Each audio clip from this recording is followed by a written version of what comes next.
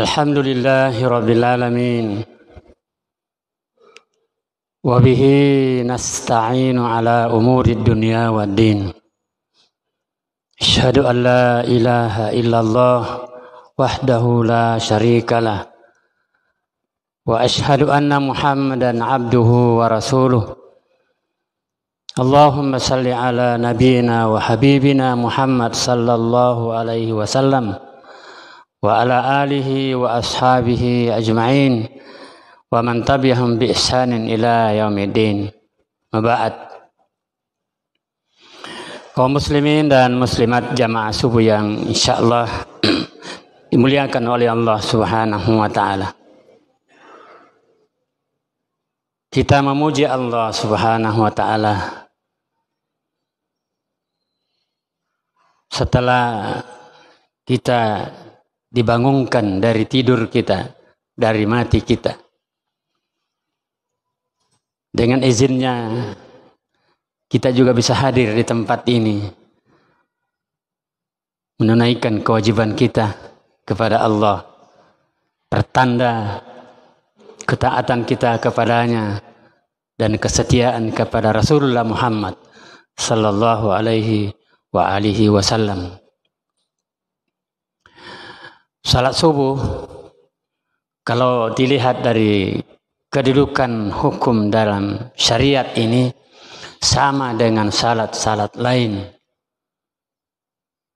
Namun, kalau berbicara tentang keberkahan dan keutamaan, Nabi menempatkan salat subuh sebagai salat yang penuh keberkahan, penuh keutamaan. Sampai Rasulullah Muhammad sallallahu alaihi wasallam bersabda, "Raka'atani qabla al-fajri khairum minad dunya wa ma fiha." Salat sunat 2 rakaat sebelum fajar jauh lebih baik dari dunia dan isinya. Salat sunat 2 rakaat sebelum fajar, sebelum subuh, sebelum salat subuh. Kapan waktunya dilaksanakan? Sesudah azan subuh. Sesudah azan subuh, itulah yang dimaksud 2 rakaat sebelum fajar. Nabi tidak pernah tinggalkan kapanpun. Jadi orang yang melalaikan salat sunat 2 rakaat sebelum subuh ini adalah orang yang melalaikan keutamaan. Ibarat dia melalaikan emas yang ditabur di hadapannya. Emas adalah barang yang sangat berharga. Buat kita, memang mungkin kita mengatakan, ya, yang penting kan sampai subuh nak. Ya. Tetapi kita buru ini. Kita buru namanya keutamaan yang Nabi tidak pernah tinggalkan. Persoalannya ialah bahwa kita harus bangun cepat. Di situ letaknya. Itulah sampai ya kita bangun di tengah malam itu diperkirakan kita tidak tidur lagi sampai masuk waktu itu. Apa yang dilakukan? Iya. Kalau di luar bulan Ramadan mungkin kita salat lail atau salat tahajud. Iya. Di dalam bulan Ramadan boleh kita bangun lagi. Sesudah salat tarawih itu boleh bangun lagi tengah malam kita salat. Tidak lagi salat witir tapi salat tahajud. Atau kalau tidak kita mengaji, menunggu makan sahur. Ya. Dan di makan sahur itu Nabi anjurkan, tidak ada waktu makan yang Nabi anjurkan kecuali waktu makan sahur. Fasahharu fa inna fis sahuri barakah. Makan sahurlah. Karena di makan sahur itu ada berkah. Sesudah itu tentu kita bersiap-siaplah menuju ke masjid. Ya, kalau belum azan di masjid kita tiba, kita salat sunat tahiyatul masjid 2 rakaat. Baru menunggu azan subuh. Selesai azan subuh kita lakukan salat sunat 2 rakaat, salat yang paling utama. bacaannya, kalau Nabi sunnahkan itu menurut hadis dari Aisyah radhiyallahu anha, Nabi sunnahkan itu di rakaat pertama sudah baca Fatihah, kita baca surah Al-Kafirun, qul ya ayyuhal kafirun. Di rakaat pertama sesudah Fatihah. Di rakaat kedua sesudah Fatihah adalah surah Al-Ikhlas. Ini Nabi lakukan. Ya. Jamaah subuh yang saya muliakan. Jadi kita sampaikan ini sebuah keutamaan agar kita selalu berusaha. Apalagi di bulan yang utama. Di bulan Ramadan ada bulan yang utama. Sayyidus Syuhur. Penghulu dari semua bulan. Nah, kita lakukan yang utama-utama ini luar biasa. Ya. Belum salat subuhnya ini, salat subuhnya yang kita lakukan ini yang wajib ini, Nabi katakan, ya. Salat subuh itu siapa yang salat subuh secara berjamaah? Man sallat subhi fi jama'ati fa ka'annama shallal laila kulluhu. Siapa yang salat subuh secara jamaah, maka dianggap dia salat satu malam penuh. Luar biasa. Padahal tidur kita tadi malam. Tapi Nabi, Allah Subhanahu wa taala memberikan pahala, memberikan keberkahan orang yang hadir untuk salat subuh berjamaah dengan seluruh malamnya itu dianggap dia salat. Karena kita tidak mudah juga memang hadir di subuh ini. Tidak mudah, Pak. Tentu to majaga-jaga, Pak. Ya kau to malele na noleh, Pak. Mega urusan nang kerba. Mega fangel dia di sini, Pak. Udah. Preferi di telok kamera. Tidak menjaga-jaga. Iya. Nah, tentu saja kita alhamdulillah kita bisa hadir. Kita bisa hadir. Tidak melalaikan sesuatu yang Nabi anggap sebagai sesuatu yang utama. Jamaah subuh yang saya muliakan. Kemudian selanjutnya bahwa ada doa yang Nabi tidak pernah tinggalkan di pagi hari atau di subuh hari. Ada doa yang Nabi ajarkan, beliau tidak pernah tinggalkan doa itu. Allahumma inni as'aluka ilman nafi'a wa rizqan thayyiba wa amalan mutaqabbala. Ya Allah, aku minta kepadamu ilmu yang bermanfaat. Apa itu ilmu yang bermanfaat? Ilmu yang bisa membawa kemaslahatan diri orang lain, ya, atau umat ini. Ilmu yang bisa bermanfaat buat diri kita, buat masyarakat kita. Ilmu yang bisa menunjuki kita jalan yang benar. Ilmu yang bisa mengantar kita lebih dekat kepada Allah. Kalau ilmu yang membawa kita lebih jauh kepada Allah itu rusak itu. Yang kita minta ialah ilmu yang bermanfaat, yang bisa lebih mendekatkan kita kepada Allah Subhanahu wa taala. Ya. Kemudian selanjutnya rizqan thayyiba. Rezeki yang baik. Rezeki yang baik itu adalah rezeki yang jalurnya adalah jalur yang halal. Itu yang baik. Biar tidak banyak, biar sedikit. Tapi jalurnya jelas, yaitu adalah halal. Ya, itu yang baik. Rizqan thayyiba. Ya, rezeki yang baik, rezeki yang bisa membuat kita lebih kuat untuk melaksanakan ibadah kepada Allah, bukan yang membuat kita lebih malas. Ya. Rezeki yang bisa membawa kita ya lebih menanamkan diri kita sebagai orang yang berakhlak. Ya. Rezeki itu mengantar kita. Dan rezeki itu bukan selalu uang. Bukan selalu uang. Ya. Tetapi rezeki termasuk adalah kesehatan, itu rezeki. Ada orang sehat, Wah, luar biasa. Pagi sore dia lari. Iya, tapi tidak tahu pintu masjid. Tidak hadir di masjid. Rezekinya itu bukan rezeki yang baik. Jadi kesehatannya sebagai sebuah rezeki itu tidak baik itu. Karena dia tidak mendorong, rezekinya tidak mendorong dia untuk melakukan perintah Allah. Untuk hadir di masjid. Ya, untuk melakukan sesuatu yang baik. Dan yang ketiga adalah yang diminta oleh Rasulullah Muhammad SAW, wa amalan mutaqabbala, amal yang diterima. Tentu harapan kita semua amal kita diterima. Tapi ingat, satu persyaratan yang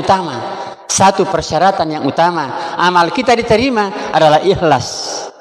Ikhlas. An ta'budullaha ka'annaka tarahu fa illam takun tarahu fa innahu yaraka. Sembahlah Allah seolah-olah kita melihat Allah, dan jika engkau tidak melihat Allah, yakin Anda dilihat oleh Allah.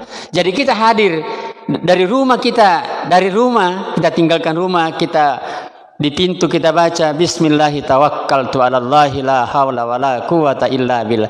Atie fongalamat talamata 7. Fongala na 7. Nah di jama-jamang na elok tema pallaung hati kita selalu kepada Allah. Kunci diterimanya amalan adalah ikhlas. Dan ini yang tidak bisa diganggu oleh setan.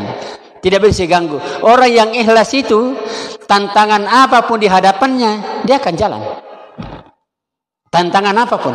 Dan dia akan lalui tantangan itu dengan berbagai dinamikanya. Insya Allah dia akan lakukan. Dengan berbagai rintangan, berbagai dinamika dari apa yang dilakukan itu, dia akan lakukan. Kenapa? Karena keikhlasan. Dan ini yang tidak bisa dibongkar oleh setan. Keikhlasan itu. Ya. Oleh karena itu maka seluruh ibadah kita, baik itu ibadah mahda atau ibadah ghairah mahda, kita lakukan dengan ikhlas. Dek gagana kataya titta sangadinna Allah Ta'ala. Ya. Dek gagana kataya sangadinna Allah Ta'ala. Ya. Artinya bahwa harapan kita yang besar adalah harapan dari Allah yang akan membalas kita di dunia ini. Ya, kalau toh ada sesuatu yang kita dapatkan dari amalan yang kita kerjakan, alhamdulillah. Tetapi tujuan utama kita di akhirat nanti. Semoga kita datang nanti di hari kemudian adalah seperti yang digambarkan di dalam Al-Quran, yaitu bahwa yauma la yanfa'u malun wala banun illa man atallaha biqalbin salim. Hari di mana tidak bermanfaat lagi harta, tidak bermanfaat lagi anak, kecuali yang datang menghadap kepada Allah dengan hati yang salim. Ya, itu berangkat dari niat yang ikhlas. Salah satu syarat diterimanya amalan itu ikhlas. Kemudian selanjutnya adalah, kalau kita mau lihat syarat yang lain, itu adalah mengikut kepada Nabi, ittiba maka syoi di nabita.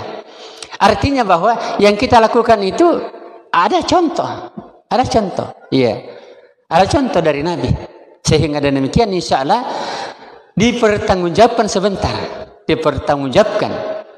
iya.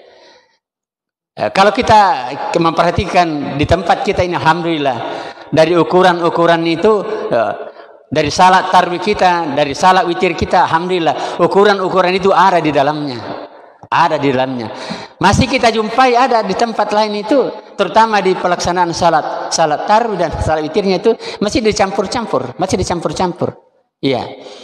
Alhamdulillah kita di tempat ini dengan berangkat dari tentu dengan niat yang ikhlas, dirawat dengan baik, bahwa yang kita lakukan itu ada contohnya.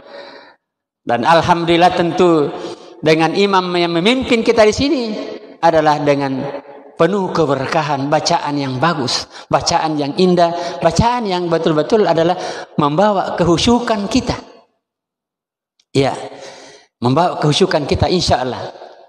Dan yang terakhir sekali, jamaah subuh yang saya muliakan, bahwa mari kita terus membarengi ibadah puasa kita ini, selain dengan salat wajib, salat sunat, adalah barengi ibadah kita dengan banyak membaca Al-Quran.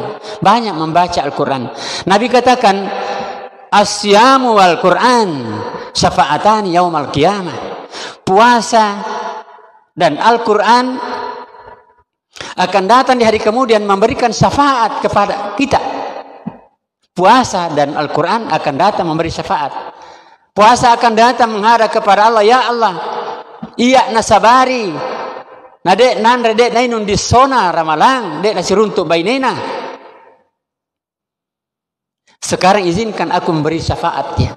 Begitu pula Al-Quran datang menghadap kepada Allah, ya Allah, iya nasabari, nade nakurat tinrona. Dia mengaji, banyak membaca Al-Quran. Izinkan aku memberi syafaat. Jamaah subuh yang saya muliakan, mudah-mudahan kita selalu membarengi ibadah puasa kita banyak membaca Al-Quran. Ya, jamaah subuh yang saya muliakan, kalau kita berbicara pahala, sesungguhnya kita jujur bahwa orang yang paling banyak atau orang yang memboyong buah pahala di bulan Ramadan itu adalah terutama ibu-ibu. Ibu-ibu di belakang ini. Mohon maaf bapak-bapak. Kenapa? Bahwa di bulan Ramadan itu volume kerjanya ibu itu bertambah. Dia yang menyediakan makan buka puasa. Kiri kanan dia berputar dia menyediakan untuk dihidangkan buka puasa. Dia yang punya kerja itu. Belum lagi makan sahur, luar biasa. Luar biasa dia. Jam 3 dia sudah tinggalkan tempat tidur, pastikan. Karena dia akan menyediakan makan sahur. Di mana penyediaan makanan itu makanan yang penuh berkah. Siapa yang memboyong ini? Ibu-ibu. Yang penting ikhlas ke. Ajak nama Pajo Syihali, memoro-moroto. Ini ton nasila ada sendiri na. Lainnya pada matin romana mi. Matin rotin dan lainnya ide na pasaria. Makanya disediakan juga pahala lebih banyak. Belum lagi kalau ibu-ibu di tengah malam bapaknya juga ada kepentingannya kan, itu juga penting. Karena uhilla lakum lailatas syami rafasu ila nisaikum. Boleh di malam hari. Artinya jujur kita bicara, Pak. Dan itu para ulama kita sampaikan bahwa ibu-ibu dengan menyediakan saja bahan makan buka dan sahur itu luar biasa di sisinya, di sisi Allah Subhanahu wa taala.